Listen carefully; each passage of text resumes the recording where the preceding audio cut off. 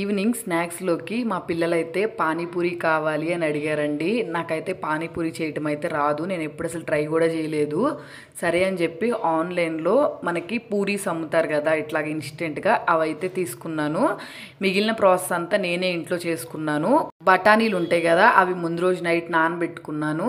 Next అయితే బంగాళదుంప అవి రెండు కలిపి కుక్కర్లో వేసుకొని ఒక 4 విజిల్స్కి అయితే ఉడకబెట్టుకున్నాను. సాఫ్ట్గా ఉడికిపోయినాయి.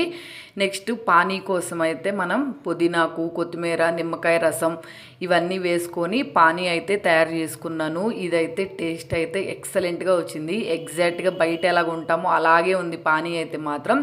నెక్స్ట్ ఈ ఉడికిపోయిన వాటిని పేస్ట్ లాగా చేసేసుకొని నెక్స్ట్ దీంట్లోకి ఒక మసాలా అయితే ఇచ్చారు. ఆ మసాలాని యాడ్ చేసేసుకున్నాను.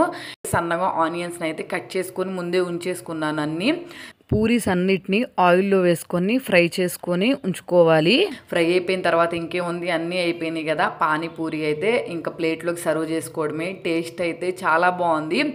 నాకైతే పానీ వల్లే టేస్ట్ బాగా ఎన్హాన్స్ అయింది అనిపించింది. పానీయే పర్ఫెక్ట్గా అయితే వచ్చినాయి. మిగిలిన కర్రీ అయితే యావరేజ్గానే ఉంది. మా పిల్లలు అయితే చాలా ఇష్టంగా తిన్నారు. నేను కూడా నోట్లో పెట్టుకోగానే ఎగ్జాక్ట్గా బయట ఎలా అయితే దొరుకుతుందో అట్లాగే అనిపించింది. మీరు ఒకసారి ట్రై చేయండి. ప్రాసెస్ అంతా ఎలాగో యూట్యూబ్లోనే ఉంది కదా, అదే చూస్ చేసుకోవచ్చు. మనం ఇంట్లో చేసుకోవాలనుకున్నా కానీ. వీడియో నచ్చితే సబ్స్క్రైబ్ చేసుకోండి.